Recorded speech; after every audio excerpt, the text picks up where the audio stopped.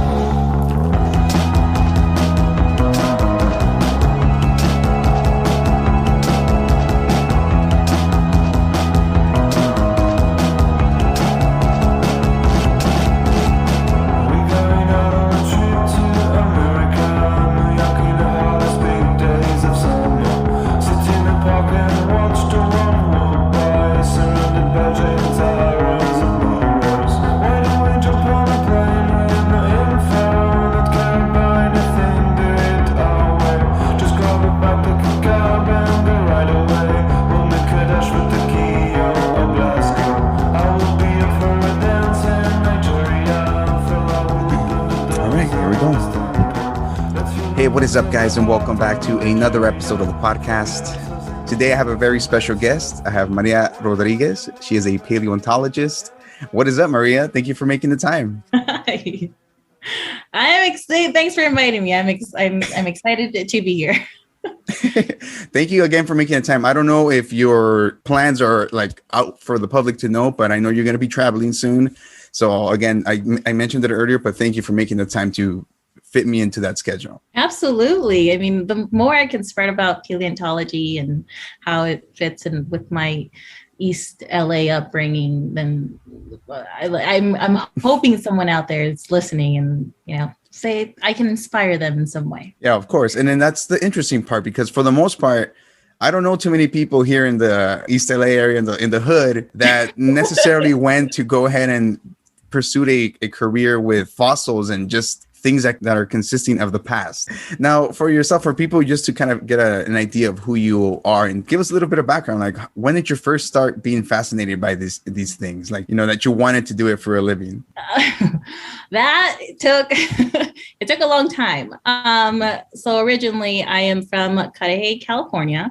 I grew up in a totally immigrant community. Everyone spoke Spanish, and my parents are both Salvadoran immigrants, and they came here in the 70s. So first generation Salvadoran American, and proud to say that. So I did not discover paleontology until my last semester of college. I went to a high school named Elizabeth Learning Center, which I'm sure you're familiar with. Yep, I'm an alumni. Class of 2007. And as you know, there's only like two fields that they encourage you to follow, either technology or the health academy. And so that created sort of a limiting belief that I can only do either. but I love it. I love the school. It was great. It was awesome. Still have a lot of friends from there. So I went to community college. I went to East LA College, got an associate's, and transferred over to Cal State Dominguez Hills. And from there, I was an earth science major. Mm-hmm. I loved it. I fell in love with oceanography, and I made this decision that I was going to go into oceans and study oceans. But in the last semester of college, one of my professors, Judy King Rundle, told me about an internship at the Natural History Museum of Los Angeles County. Oh, nice. And I finished all my classes, and all I needed is what was a filler, a class, an elective.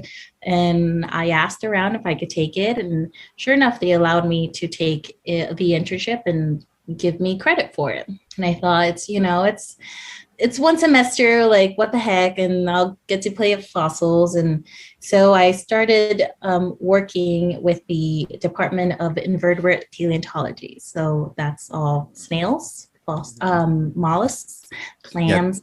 Yep. Things with no spines, right? Right, yes. Okay. And I fell in love. I fell in love with old stuff, with stuff that wasn't around anymore, and that cemented the passion that I wanted to do it. Like, I forget oceanography. I still like oceanography, but I decided then that it was then. And then, and I mean, I was 20. What was it? I was 26 when I was during my last semester, and it was then that I decided that I wanted to further be in this field of paleontology. Nice. So I completed the internship, and after I graduated, fortunately, my boss, Dr. Austin Hendy, and collections manager, they offered me a part-time job. So not only was I going to continue working with the museum, but I was going to get paid for it, which was nice. Yeah, of course. And then from then on, I said, and then I changed from oceanography to let me study fossil invertebrates. I love trilobites now today are my most favorite, still are my favorite fossil, but I began to expand. Like there's many species out there that anybody can study. So I just started applying to, there's this great program called Geoscientists in the Parks. And it allows college students and recent graduates to work at a national park and do whatever whatever field they choose, biology, ecology, archaeology, anything. And so I was sticking with paleontology. I applied to a whole bunch of them, and a few offered me internships, but the one that really struck me and I was excited about was this 3-month internship with Glen Canyon National Recreation area here in Page, Arizona, where I live now. So the 3-month internship turned into a 6-month internship, and that turned into a year, and I've been here now for 4 years. Whoa, dang. All right. I moved from small Cudahy, California to rural Page, Arizona, where the only traffic you encounter are cows on the road. Big difference from LA for sure. Yeah, for sure. But I'm okay with this kind of traffic. I hate freeways. Yeah, right. So I had been holding different positions with the National Park Service. I started as a paleontology assistant, then I moved to museum curator, museum technician, park ranger, and I just have performed various jobs, but all of them circled back to paleontology. And most of the paleontology readily available here in Glen Canyon are dinosaur trackways. So I went from spineless creatures to dinosaurs, and not the actual body fossils. We're talking about their traces, what they left behind. So I began studying. I was mentored by a lovely, wonderful paleontologist from the area, Andrew Milner, Dr. Martin Lockley, a lot of guys who took me in and just were helping out this little East LA girl learn about dinosaurs. And sure enough, I've been recently accepted to the University of Alberta, and I'll be starting the fall semester there in 2 weeks, actually. So I'm you mentioned me moving. I'll be moving up to Canada for 2 years. Wow, it's gonna be. I'm assuming Arizona has been hot the last 4 years. I mean, it's more hot than cold, right? God, it's ridiculous. It is like 107 degrees is normal temperature. Oh my God, no! And now you're gonna go to Canada, which is gonna be just quite the opposite. I know it's I don't know. And I'm from Los Angeles. Like, how am I gonna do in the snow? Like, come on. I'm gonna die. Yeah, well, let's hope you don't. All right. But it's still cool that you get to, at this point, you're traveling, you know, from place to place. You're seeing this whole variety of what Earth is. And I mean, just a speck of it still, in a sense, you know, but like you're traveling, just doing what you love. Yeah, and it's because, and I mostly attribute it to me saying yes. Like, I know there's people who don't take advantage of the opportunity when something is offered them. They're scared. Like, how can I leave my family behind in Cudahy? How can I leave all my friends? How can I leave my job? But saying yes to these job offers and internships and working your ass. I don't know if you can cuss in this podcast. You can say whatever you want. Working your ass off obviously helps a lot, but like just being open to the idea. And now I'm on my way up to Alberta. And the funny thing is, my thesis is here. It's based here in Lake Powell. So I will be coming back to do my research here, but I'll be doing all my writing and everything in Alberta. Wow. Yeah. Crazy. Like, do you think with what you've experienced over the last couple of years, like, has it like grown like a new appreciation for each place that you're visiting or that you're in? Like, you know, I like going to national parks or camping or road tripping when I can, you know, but of course it's different from going to observe and doing research in these areas and then looking for just things that are millions and millions of years old, you know. And but when I go there, I can still learn, or I can still appreciate like the rock formations, or like be fucking mind blown about how certain things are made. And then where did I go? I think I went to Zion, and in certain spots there's like I forget what it was, but I think there's just like traces of old civilizations, like humans. Yeah. I haven't seen dinosaurs yet, like the tracks or anything.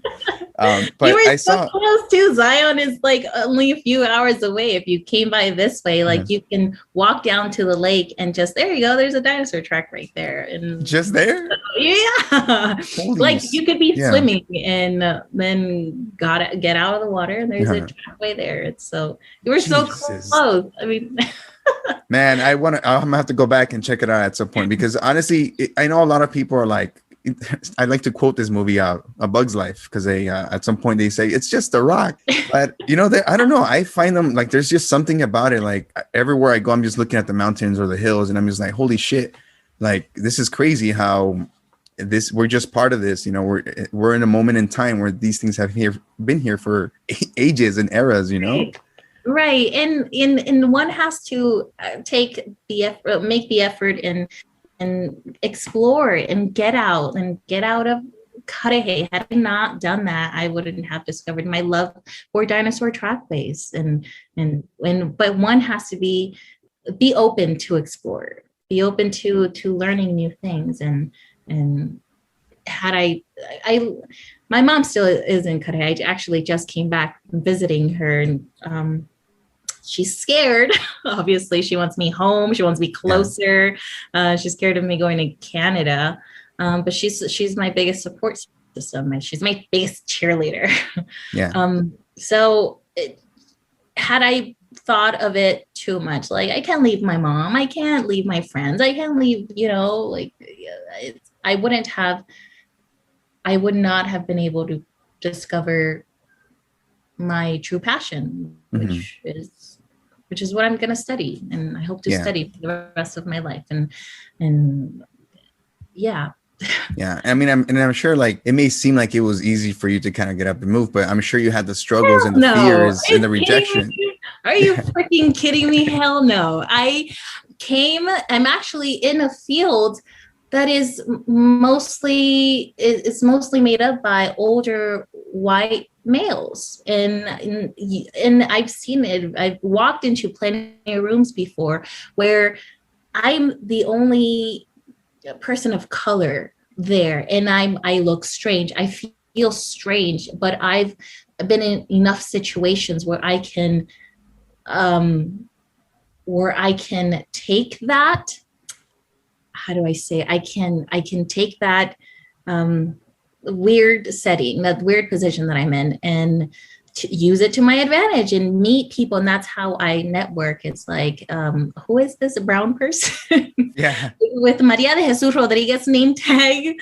And I start meeting people, and I don't let fear overcome my my goals. I could have been easily scared by not accepting this internship with Glen Canyon, and I'm moving. For 3 months it was gonna be just living in a place where, like I said, it's 7,000 people, permanent residents here, small town, and I'm coming from Los Angeles. Like, there's a difference between big city life to there is one Walmart and one Safeway, and you could choose one or the other. And they don't I have to drive 2.5 hours to get my oil change. It's a drastic change. And I could have easily been scared and said, no, thank you. But I went for it. I didn't let fear. And the same thing now. I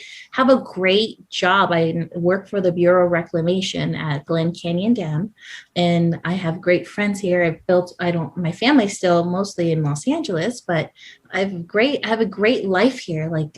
However, it's not my ultimate goal. I need to get my master's. That is my thing. I need to do it before, I just have to achieve that goal.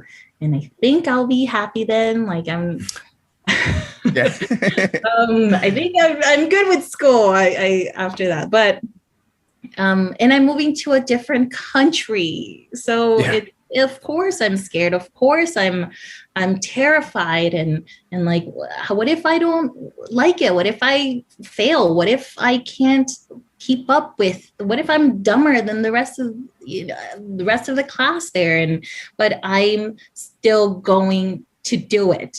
Yeah. I'm also stubborn, and I have that orgullo in me that I'm like, they're not going to kick my ass. I'm going to go and I'm going to do it. And that's it. Like this Salvadoran from Carey, California is here wearing her Cortez and her hoop earrings, and better watch yourself. Just kidding. No, I love that. I love that because it's empowering. It's like you hear it, and it's easy for people to in any small town to kind of think that is what there is, and it's unless you start hearing stories that are actually relatable to you, or seeing people from your community start pursuing bigger things, it's when you kind of take a moment to reflect, and you're like, whoa, I can do this, right. And even on my Instagram, I share pictures and videos of where I am, or all my adventures, what I'm doing next, and what I'm discovering, what I'm researching. And a lot of people from Carey, from my hometown, can't believe that places like this exist. And it reminds me of my mom, because she grew up in San Salvador, and she immigrated in 1977. And when I took her to Grand Canyon, this lady, this like old school Salvadoran woman, to look at the Grand Canyon, to her it was what. But like she's super religious, but she would never say this out loud. But I can tell it was like, what the fuck? What is this? Is this a fucking painting? Like, where did you bring me? And I tried explaining to her what it was, because we're dealing with also someone with a 5th grade education. She did not finish middle school. She just went to school enough to learn how to read and write. And then she wasn't able to continue school because she had to drop out to support her family. So I talk about my mom a lot because she's my biggest inspiration, but there's people like her who cannot even imagine or fathom what is available out there. And they don't, because fear keeps them from exploring, from going out. And it's sad and it sucks. And I hope, like, when people see me, and I've heard like my friends' daughters and tell me like, I really enjoy your pictures of dinosaurs and the trackways and everything. And it inspires me to keep going. It inspires me to go, like, because I didn't have that growing up. I didn't have a brown person. And I mean, I discovered paleontology when I was 26 years old.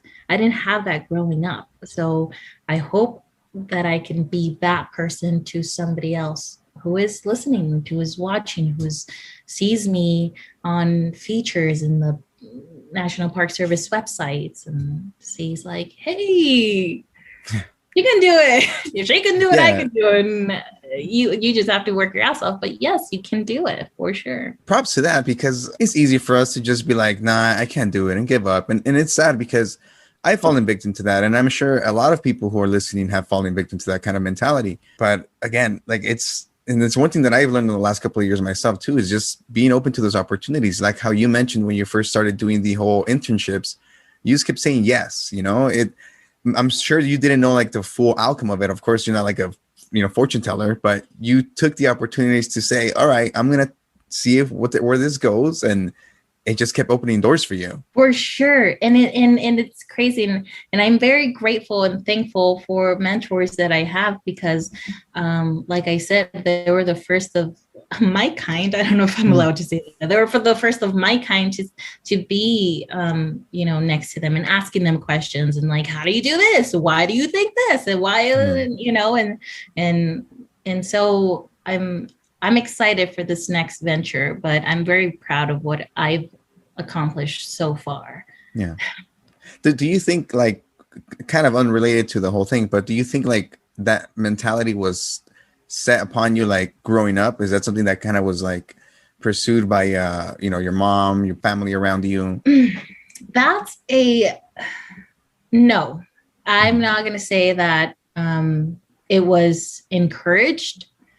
Because it's something that wasn't encouraged upon them. So like my peers, my uncles, my aunts, they didn't go to college. They didn't go to the high school. Was a privilege to attend in their home country.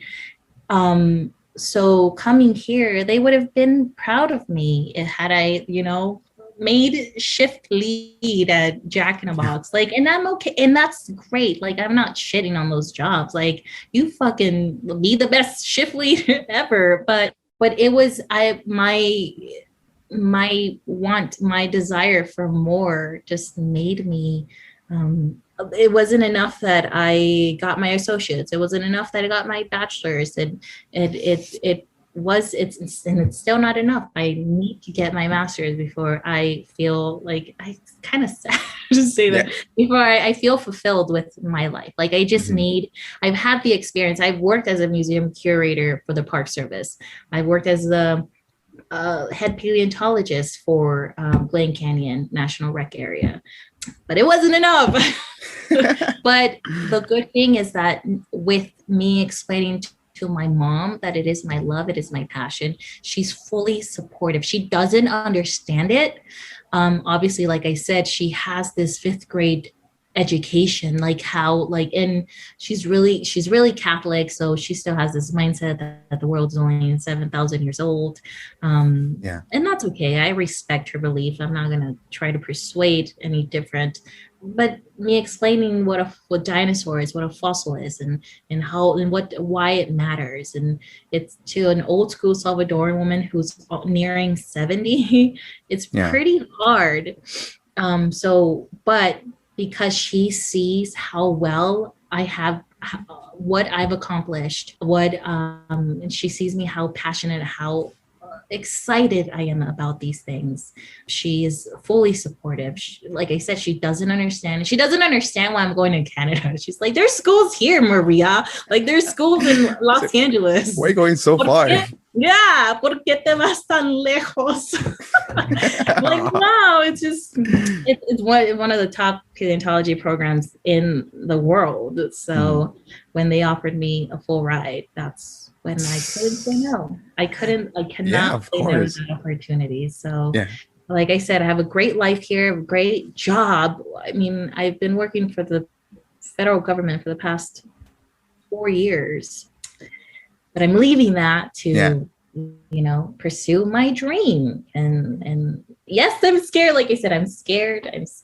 In 2 weeks, I will be on my way to Canada, but I'm fucking gonna do it. I'm gonna stand. That's awesome. I'm crying the entire time, like, oh my God, I know what I'm doing. But I'm gonna fucking No, it's good. You're hungry. You're hungry for it, and I think that is the key right there. Like, regardless of what all the other stuff that you're feeling, you're gonna go through it, but it's that passion and that hunger that you have that's just gonna push right through it. And that's cool. Thank you. And I'm the first in my family to have gotten a bachelor's, and first that will be getting a master's. So to them, it's like, you're 32, Mari. Like, they call me Mari. You're 32, Mari. Like, where are your children? Where is your husband? I'm like, listen, I got too much on my plate to worry about all that. No, for sure. The way I shut them up, and not in a mean way, I just say, like, I'm too focused on my studies, and that's when they're like, okay, well then, all right, you're different. You're far different than all your cousins, but we support you. We are here if you need anything. And so having that support system really helps. Yeah, no, it's huge. Of course, it's like some people unfortunately don't have that family support and make things harder. People still get it done, but of course, having it is just it's in like a load off of you in a sense, like absolutely, yeah. So I'm very fortunate that I have that. And my mom is my biggest cheerleader. She, like I said, she's like confused. She's like, why Canada? There's dinosaurs here. Like, no, not really, Mom. Yeah, she's like, but I love you. Okay, I understand. Yeah. I'll deal with it. She's so cute. She's like, she was just here not too long ago for a week and a half. So coming to Page, Arizona, she's like, what is this? Like, this is it's ridiculous. So lonely. Like, where's the traffic? Where are the cops? Where's like the helicopter flying around? I'm like, no, Mom, there's bats. There's bats at night. Oh my God. No, but I'm assuming it's just like open scenery, right? I mean, I haven't been there myself close to the area, but 8 miles, hundreds and hundreds on a clear day, you can see hundreds and hundreds of miles of horizon. And at night, you see all the stars and satellites. It's beautiful out here. So there's a reason why I stayed. And it's, so. Now, do you have like recommendations for people who come and ask you like, hey, Maria, where do you think I should go? All this stuff. Like, do you have any specific places that you personally think people should go and see? Well, I mean, everyone knows Horseshoe Bend. Everyone has, I feel like almost everyone has heard about it or gone to Horseshoe Bend, and that's the biggest attraction here in Page, Arizona. It's nice. It's great. But like, I'm very biased. I go straight for the rocks and the fossils, and like it's crazy how within the span of like 20 miles you can go from the Permian to the Jurassic to it's ridiculous how many fossils you can encounter in just this one area in Glen Canyon National Recreation Area. Mhm. It's so I'm biased. Obviously, I'm gonna go look for fossils. I'm gonna look for trackways, but that's it. Like go swimming on the lake, and right now the water is really we're in a massive drought. The Glen Canyon Dam only has a 35 feet buffer zone before the dam is inoperable. So we need it's the lake levels are absolutely low. The good news, that's the bad news. The good news is that as the water my boss is gonna kill me by saying this.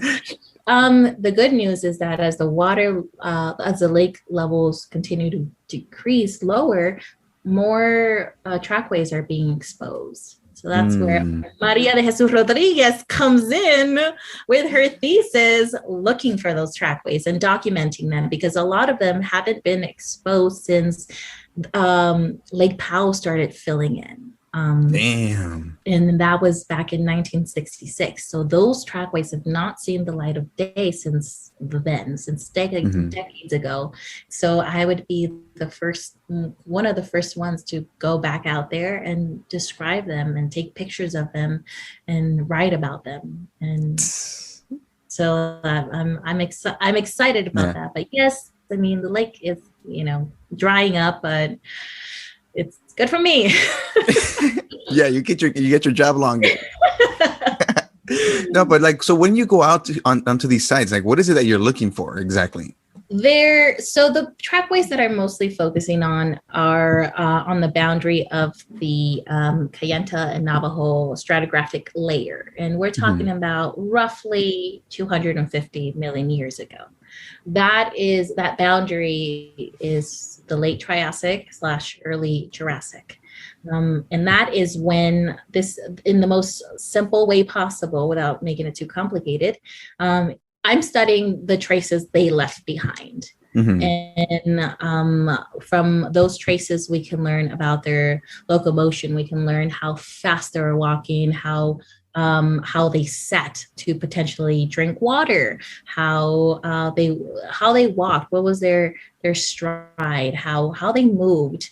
And you can't learn that from discovering a body fossil. You see body fossil, you see bones, but you just see they're buried. That's it. Like, their anatomy, how they were built, but you don't know how they moved. And so from studying all these traces, we can learn how they lived, how they moved, how they moved in packs and hunted, and it's.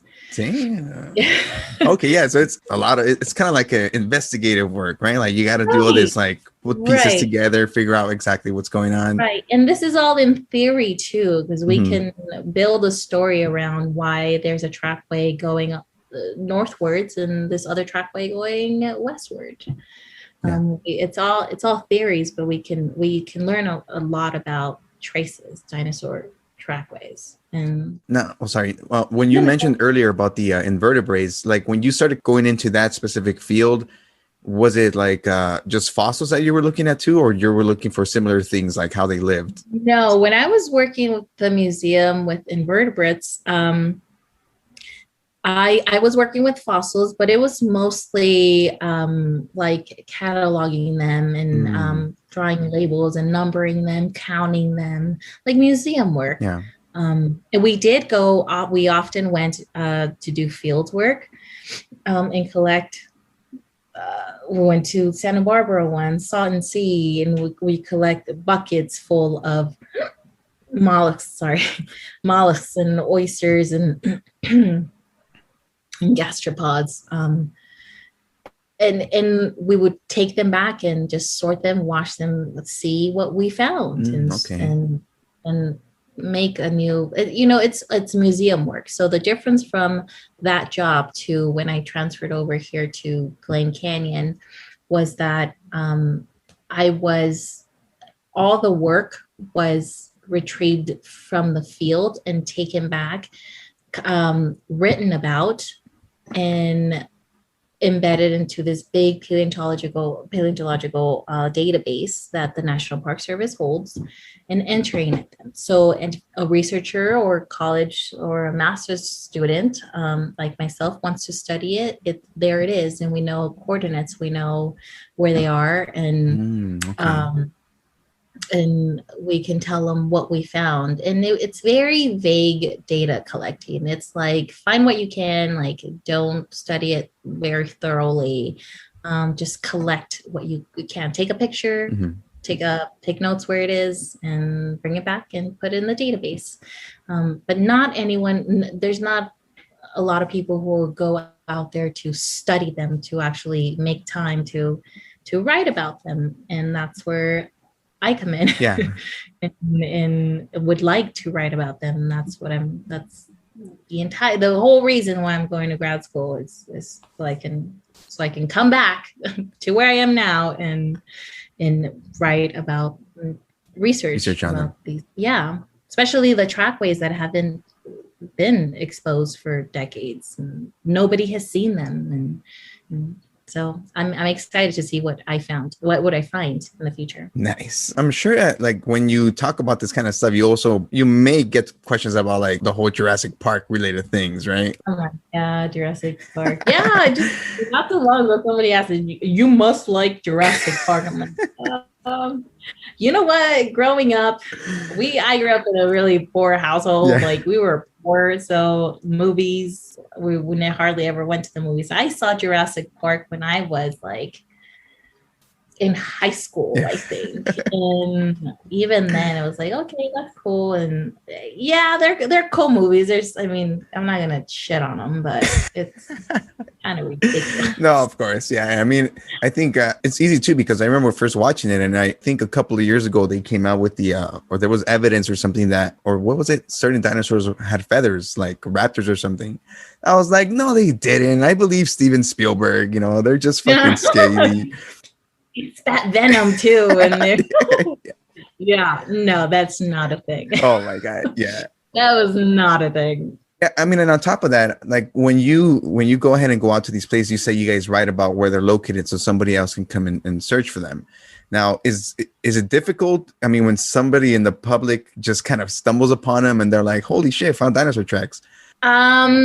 Visitor information and what they find is our main source of finding these things, because Lake Powell is huge. It is a ginormous lake and has all these canyons, and people rent their boats. They bring their fishing boats, their houseboats, and they get out their kayaks. Then they go out on the lake and they beach and they're suntanning and they're, whatever they're doing, drinking their beer, and they're like, oh shit, what the fuck? What is that? That looks like a bird track. Yeah. That looks like, what is that? And there's more and there's more. And so what we used to encourage visitors is, if you see something, let us know, because we need your help. We need your help to find these things. We don't know where they're at. We have only a few people who can go out there, and because the lake being so huge, we can't cover everything. Yeah. So we need your eyes. If you find something, you let us know. And so that's visitors would often email me and say, hey, do you have this on file? Here's a picture. This is where I found it. And then I would go into the database and see if we found it. If it was something new, then we would make a trip to go there and document it and take pictures and survey it and add it to the database. So we rely a lot on the public to give us the information, because at one point I was the only person in the entire 1.25 million acres of Glen Canyon to work on these fossil trackways or any fossils found. And so I only have 2 eyes. Yeah, exactly. I was limited with like where I can go and what I can do, how long I can stay out there. But so I needed the help of people to tell me where they were. And that's what we used to, I did create an event. There every year, the National Park Service has an event, the National Fossil Day. And one year I made it here in Glen Canyon, and there were speeches, there were toys and games, whatever.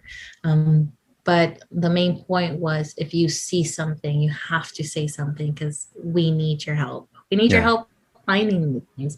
And how I enticed them was telling them that if they found something, they can name it. So to have a site named after you, if you, Eddie, like went to Lake Powell and you're like, hey, I found a new track site, like, and you have the privilege to, you can name it, and we can name it after, like, people name it after like their wives or themselves, whatever. But like, to have a site named after you under the National Park Service paleontological database, huge. So people are often like, go out and be like, I found it, oh my god. Put my name on it. I know. Like I have a trackway named after myself. Like, it's a huge Now, for my understanding, these trackways or these prints that you ultimately find, I'm just being like, being a 2-year-old right now. Hey, how do these form? Like, how do these stay there for so long without, I mean, if it's the elements that are continuing, like, how do they stay like preserved? If they're exposed for a very long time, they erode away, obviously. They're carved away by water, by wind, rain. Most of them were buried almost right away. We're talking about a time where it was a very wet area. It would rain. There was a lot of oases, a lot of beaches at the time, a lot of meandering rivers, and dinosaurs get thirsty. So dinosaurs would often go to their water source, have a drink, and very quickly that print that they left behind was quickly buried, was quickly filled by something, by sand, and that was then buried, and it was buried, cemented, and it was luckily preserved for a very, very long time. It isn't until it's now the uplift or by erosional factors, water, wind, and other stuff. It helps erode away and cut away at the rock, and then you have this trackway exposed. So it takes time for them to actually come to the surface, but when it does, like, you can see details. You can see their nubs. You can see claw marks on these trackways. Like, some of them are so pristine and so detailed that it's like, holy shit! Like, just imagine that shit clawing at your face, like the claw just. Just straight. You have no face. Like, I do not want to fuck with that. But like, it's amazing what you can see from that trackway. And of course, that's not things that are preserved in fossils. You don't see like the padding on their claws. You don't see, you but then with trackways, you see how they walk, you see how big their claws were, you see their footprints, how big they were. So what's the craziest thing you found, like, in terms of you went out there, you were just mind blown? God, one of the it's not the craziest thing, but there's a few there's a track called Otozoan that's very rare here on Lake Powell. It's a 4-digit track that was intentionally made by a Proceropod. And that is the great ancestor of the big long necks herbivores, the sauropods that you see in Jurassic Park. The ones that were just gentle and just eating. Yeah, but during that time, they were small guys. They were tiny. They were evolving. It was just took them millions of years later to actually get to that size, and that's why they call it the age of dinosaurs, because they rolled the entire world. But at that time, the time period that I'm focusing on is when they were just starting out, so they weren't as big. And so that's a cool one to find all the time, and because it's rare, it's so rare. But I couldn't tell you. Like, they're all so awesome. Yeah. All the tracks are awesome. Now, like, do you ever speculate like what, we're humans now. At some point, millions and millions of years ago, or from today, paleontologists from that time are gonna find from now like a bunch of, I don't know. I sometimes I trip out like, what are we leaving behind ourselves? Trash. A bunch of trash. Now we see certain places, like we see handprints or from again tribes from a long time ago and all this stuff, Right. Yeah. and we think like, holy shit, this is crazy. This is from 2,000 years, or I don't know, whatever. I'm bad with time frames. Let's just say a million years ago, whatever. Point is, you saw a print and you're like all amazed and fascinated at it, and I just like to wonder sometimes, like damn, like I wonder what if they're even gonna find us fascinating, since we're just same kind of features, Right. type of sense. And it's the same ideology with dinosaurs. Like, we don't know if like your feet look different than mine. Like, yeah, you have longer toes, or you have like, does that mean you were a different species? You were a different kind of human, or were we the same kind of human, just in different form? So there's a variety of tracks that give us different information, but just like you mentioned, later on in the future, millions of years now, they'll, if something happens and humans are evolve once again, and they're like, who was Maria? Yeah. Like, I don't know. It's just, No, I know. Of course, you can get crazy, but no, it's fascinating that you love to do that. And again, I think a lot of people, it will benefit from being able to explore a little bit about the past and just, be present and with something in front of you like that, because it really could take your breath away, especially if you're looking at something and you try to fully understand that, you're like, holy shit. Yeah, it's crazy, but I like telling people that I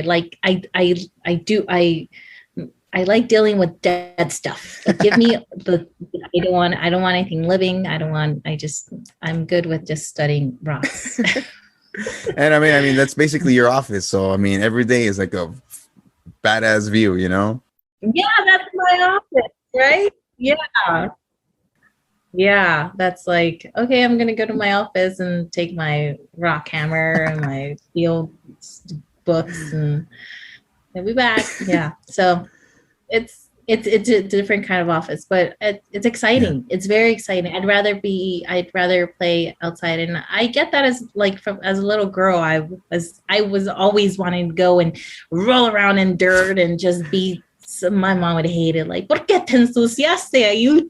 I just washed those clothes. Like, it was just dirty knees all the time. And she should have known since then. She should have picked up the cues. I know. Like, listen, mom. And then now, and I told her too recently, I was like, you're the one that would always kick me out of the house and just say like, vete a jugar. Me haces mucho estorbo. Yeah, now she's like, damn it. Play. Like, you bug me too much. Go play. Go out and play. And so I would go off and play. And like, I didn't want to be inside, and I wanted to go play and dig and make whatever, I don't know, I don't know. Well, I mean, we're at that time here, Maria, but thank you so much for sharing your story. I love it. Thanks for inviting me. I really do hope people pick up on the idea of just overall just pushing yourself, through the passions that you got and really pursuing it. Because to me, you radiate that energy that is just, you're hungry and you just want it, Yeah, thank you. It's like I said, it's scary, but let's not let fear stop the desire to explore, to learn new things. Like, yes, I'm fucking scared. I'm terrified of moving again and to a place where I don't know anyone. Like, I have no family in Canada. I have no friends. Like, I'm starting my life over again, but it's for the better. It's to make like people like to make myself proud overall. But like, see my mom, like, holy shit, like, that's the reason I crossed the border, is for my daughter to accomplish her goals and be happy with, waking up and saying like, oh yeah, she's gonna go to her dream job and what. So I hope people continue to explore. And you come to and go check out some dinosaur. I'm gonna check it out. Yeah, next time I make a road trip, I'm gonna go check it out. I'll be like, Maria, give me the coordinates. Yeah. But you can't tell anyone because you're dead. Oh shit! I'm gonna be false. They're gonna be studying me. Government, yeah, it's government information. Oh, I'm just kidding, government. Please, I still gotta do a lot more of these episodes. It'll be a secret conversation. Yeah. All right. Well, if people want to follow your adventures, if you're okay with people just being like, hey, I want to see where Maria's at, let's see where she's studying. Is there any place that you want to like share or anything? Yeah, I mean, they can see my adventures on Instagram, which is @ZiggyStarsDust. There you go, people. If you want to find some cool formations and all that stuff, just keep it professional. Don't do anything crazy, please, because it's social primate representing. Yeah, I know. I'll send them your way and be like, look at what you did. But again, Maria, thank you for making that time. And I hope everything keeps going as steady as possible with you. And thank you. We'll keep updated. Thank you so much. Yeah, I'll be next. And maybe we'll do another one while I'm in Canada. And I tell you, don't follow your dreams. Don't come. It's going to be the opposite. Part 2. All right, Maria. Well, thank you so much again. And I hope you enjoy the rest of your night. Okay. Thank you. Catch you later.